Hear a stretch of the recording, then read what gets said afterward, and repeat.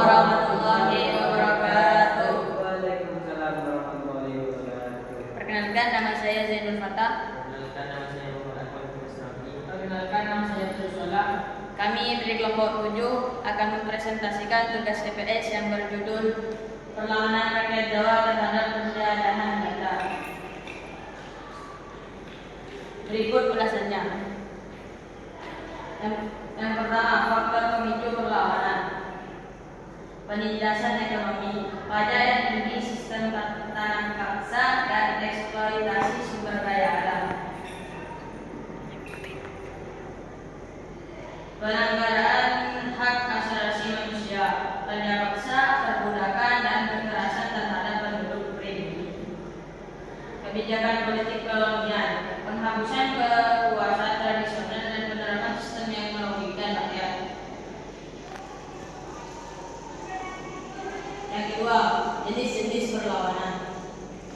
Perlawanan terorganisasi, perjuangan bersenjata melawan musuh benda. Perlawanan sosial dan kultural, penolakan terhadap pendidikan Belanda yang merusak budaya dan adat istiadat. Perlawanan gerilya, perlawanan yang dilakukan dengan cara taktis dan tersembunyi.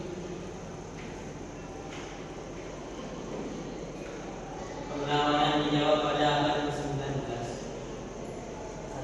Perang Jawa pada tahun 1845 sampai 1830. Pemimpin Pangeran Diponegoro.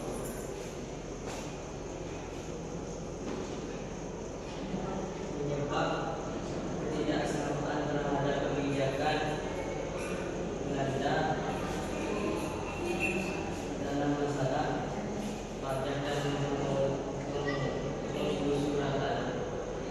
Dampak perang besar yang menekan banyak korban berakhir dengan penangkapan Diponegoro pada 1830. 2.